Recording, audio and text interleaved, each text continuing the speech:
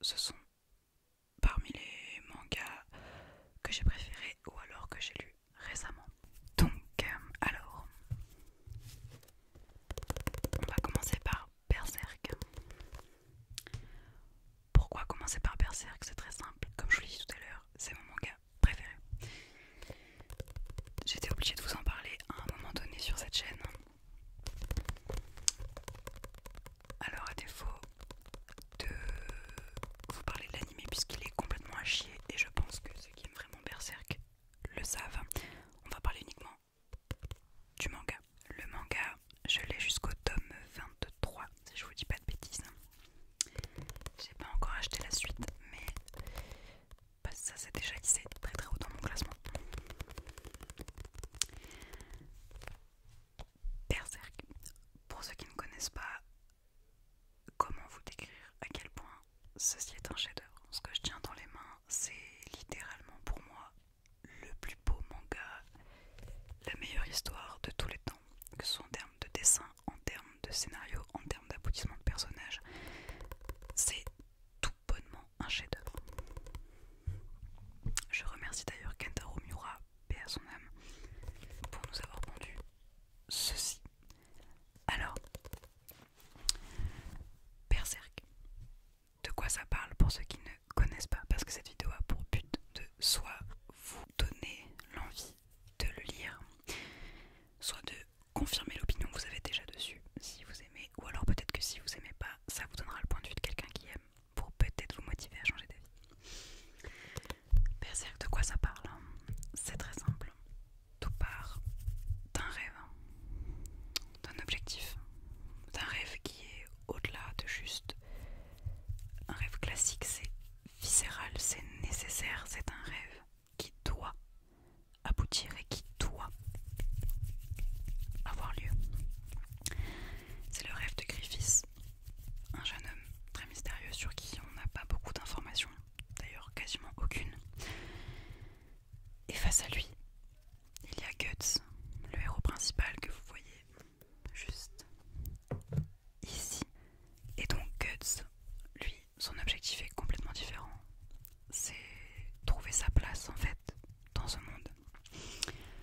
Donc on a les deux personnages qui s'opposent. Alors, certains pourraient parler d'antagonistes et ce serait cohérent, mais pour moi, c'est plus des personnages qui se complètent. Je m'explique. Dans le manga, tout au long de l'œuvre, on a le point de vue de Guts, jamais celui de Griffiths, ou alors très très peu. Et ils sont toujours mis en opposition. Griffiths, je vous mettrai une image peut-être, ou je vous montrerai sur le manga, est toujours représenté en blanc, comme si c'était quasiment un être divin dès le départ. Il est blond, blanc, il a un visage angélique et il inspire le respect et il a un charisme monumental depuis le début. Tout le monde est à son service et les gens ne remettent jamais en cause sa parole. Guts, c'est l'opposé. Depuis le départ, on nous le montre comme un personnage sombre, solitaire, jamais entouré, vêtu de noir constamment, et c'est le guerrier des ténèbres. Et pour moi, ce n'est pas un antagoniste Griffiths, c'est un personnage complémentaire. Sans Griffiths, il n'y a pas Guts, sans Guts, il n'y a pas de Griffiths, ou en tout cas, il n'y a pas de ce que va devenir Griffiths. Et c'est pour ça que c'est un manga très très intéressant. Car oui, il y a le bien, le mal de chaque côté, certes, mais c'est au-delà de ça. C'est juste deux personnages terriblement humains. Je m'explique. Terriblement humains parce qu'ils ont des dilemmes, ils ont des choix, des vrais choix. Et ils réagissent et pensent comme des humains. Généralement, dans les mangas ou dans les animés, tout est prédéfini et même si des personnages peuvent être très bien aboutis, on sait à l'avance ce qu'ils vont choisir, on sait à l'avance comment ils pensent, on sait à l'avance comment le manga va se développer.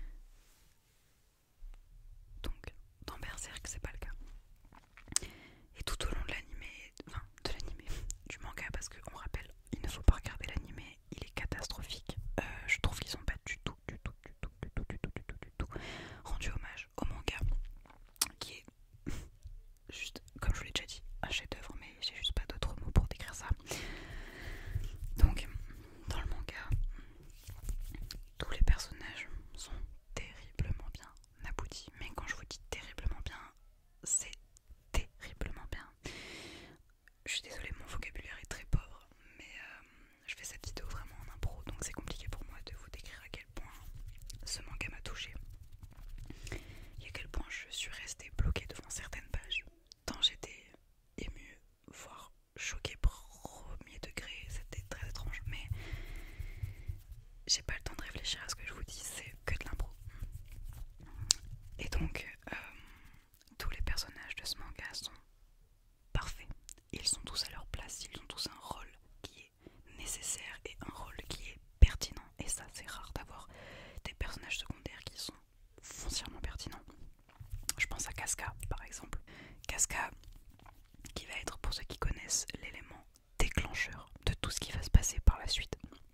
Ou en tout cas, l'un des éléments déclencheurs. Je pense à deux scènes en particulier. La première, désolé pour les spoils, c'est quand Griffiths va s'apercevoir que Guts et Casca sont ensemble, ou du moins qu'il s'est passé quelque chose entre eux. Et la deuxième, je vais juste vous parler d'une scène qui a marqué tout le monde et qui a dégoûté tout le monde et qui a juste révélé une fois de plus le talent de Kentaro Miura pour le dessin. Mais je pense que vous l'aurez. Je crois que c'est au tome 11 ou 14. 11 je crois. Mais ceux qui ont lu Berserk, vous savez de quelle scène je parle. On se sait.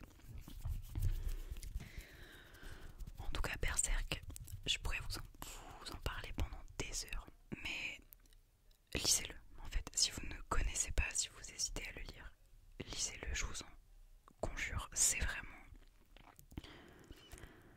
J'ai même pas de mots en fait pour vous décrire à quel point ce manga est exceptionnel. Je vous l'ai dit, les personnages sont fantastiques. En fait, je pourrais pas trop vous en parler parce que pour ceux qui connaissent pas, j'ai pas envie de vous spoiler. Mais pour ceux qui connaissent, en fait, vous êtes obligés d'aimer et obligés de connaître ce qui se passe et de savoir à quel point c'est fantastique. Donc j'ai pas envie de vous rabâcher quelque chose que vous savez déjà. Mais en tout cas, si vous ne connaissez pas Berserk, lisez-le. Lisez-le. Ne le regardez pas, surtout achetez le manga. Déjà pour vous donner envie. Voilà, je vais prendre une page un peu random. Voyons voir. Après c'est un petit peu trash quand même. Ah oui, parce que pour les âmes sensibles, ne le lisez pas. Par contre, si pour vous le monde c'est les bisounours, la joie et le bonheur, ne lisez pas Berserk. Très sincèrement, ne vous lancez pas là-dedans. Vous risquez d'être un peu choqué ou dépressif. Donc lancez-vous dans Berserk quand vous allez bien dans votre tête et que vous êtes serein dans la vie en général. J'essaie de vous chercher une image assez pertinente, mais on va prendre celle-ci uniquement pour vous montrer en fait les détails juste.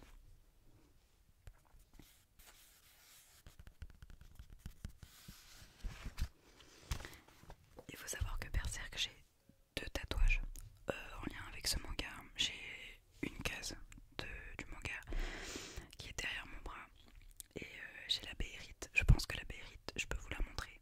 Hop. Elle est ici.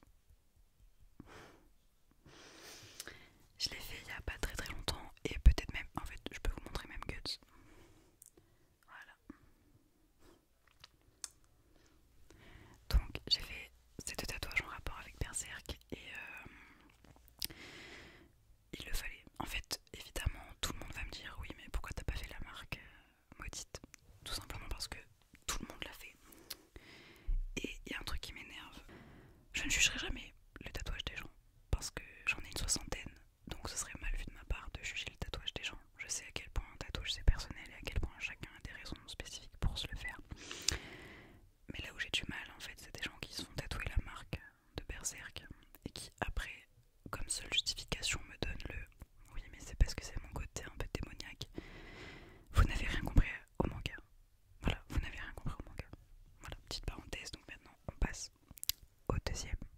Le deuxième, le voilà, c'est Tokyo Ghoul. Alors pourquoi je vous parle de Tokyo Ghoul? Parce qu'en soi, c'est un bon animé et le manga est mieux que l'animé. Alors, je fais la meuf, j'ai lu que 3 tomes du manga et tout le reste j'ai vu l'animé. Mais déjà, j'ai vu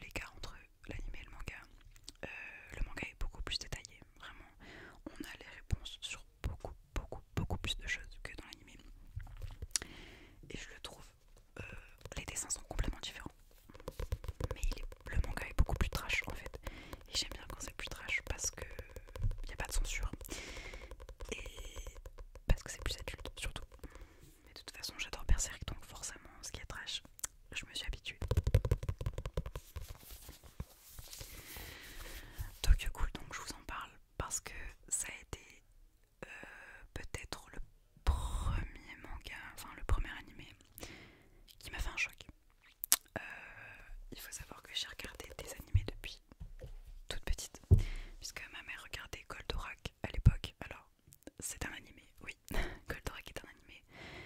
Et je regardais Fruits Basket. Je pense que peu de gens auront la rêve de ce truc, mais c'était un manga, enfin un animé fleur bleue pour les filles. Mais en tout cas, j'en ai regardé assez tôt et j'ai tout de suite été attirée par les mangas et les animés. Et Tokyo Ghoul, en fait, je me rappelle, je l'avais vu à l'époque quand il était encore disponible gratuitement sur YouTube. Car oui, pour les plus jeunes d'entre vous, il y a une époque où des animés étaient dispo en entier en VF sur YouTube. Et donc je l'avais vu à cette époque-là, en même temps que Death Note, je me rappelle. Death Note, on n'en parlera pas dans cette vidéo, mais peut-être une prochaine fois, qui sait. Et en fait, j'ai juste pris une claque parce que c'était la première fois qu'un héros m'énervait autant que je l'appréciais et c'était la première fois que j'avais autant de compassion et d'empathie pour un héros. Parce que Ken, je pense que vous avez tous vu Tokyo Ghoul, je vais pas vous spoiler. Je pense que ici, si vous avez cliqué sur cette vidéo, c'est que vous l'avez vu. Le fait qu'il ait littéralement le cul entre deux chaises et le fait qu'on ait le point de vue des ghouls autant que le point de vue des humains, j'ai trouvé ça très passionnant et j'ai trouvé ça génial, même si l'idée à l'époque était originale, un peu moins maintenant, mais en tout cas à l'époque il m'en fallait pas plus, j'ai adoré, j'ai juste adoré en fait. Et les personnages, je les trouvais très attachants. Idée par exemple, je le trouve fantastique. Je trouve que ce personnage est super parce qu'il contrebalance vraiment bien avec tout le reste. C'est un personnage super joyeux, toujours content, qui fait comme si il savait rien alors qu'il est loin d'être abruti et juste pour gâter le sourire. Mais je trouve que c'est un joli contraste avec tout le reste des personnages qui sont très sombres, qui ont beaucoup de dilemmes et bref, idée, j'adore ce personnage. Kaneki, j'ai eu du mal au début, avant qu'il se transforme, si je peux dire. Avant l'épisode 12 de la saison 1, qui d'ailleurs m'a offert l'une des scènes les plus belles que j'ai vues dans un animé. Je pense que vous savez de laquelle je parle, mais si je vous dis juste Scolopendre et 7, 6, etc., je pense que vous aurez la rêve. Mais en tout cas, cette scène est pour moi l'une des meilleures scènes que j'ai vues en animé. Évidemment que c'est pas la plus belle, je suis d'accord, parce qu'on a eu du Demon Slayer par la suite, on a eu des animés bien plus jolis. Mais en tout cas, à cette époque-là, remettez-vous dans le contexte, cette scène avec l'opening qui se lance, c'est juste une dinguerie. Et bref, et donc, au début j'avais un petit peu de mal parce que j'aime pas trop quand les héros se plaignent beaucoup, j'aime pas trop quand les héros sont faibles pendant très longtemps. J'aime bien quand soit ils sont forts dès le départ, soit ils montent en puissance. Mais quand ils sont faibles pendant très longtemps, je vous avoue que ça a tendance un petit peu à me laisser au bout d'un moment. Et là, toute une saison, c'était un peu long, mais ça en valait vraiment la peine pour la suite. Donc ça a été un animé qui m'a marqué parce que je le trouvais fantastique. Et en fait, le problème par la suite, c'est que je trouve que, je sais pas si vous serez d'accord avec moi, c'est que mon avis. Évidemment, vous avez le droit d'être pas d'accord avec moi, comme j'ai le droit de ne pas être d'accord avec vous. Les goûts et les couleurs. Et donc oui, je trouve que la communauté Tokyo Ghoul a un petit peu saccagé l'image que j'avais du manga. Les gens l'ont détourné dans des espèces de trucs de Dark Sasuke, enfin, du style, ouais, je suis différent, mais je suis bien quand je suis différent, enfin, je sais pas comment vous expliquer ça, mais des gens l'ont détourné, et c'était pas du tout le propos du manga, c'était pas du tout le propos de l'œuvre en fait, et j'ai trouvé ça dommage. Et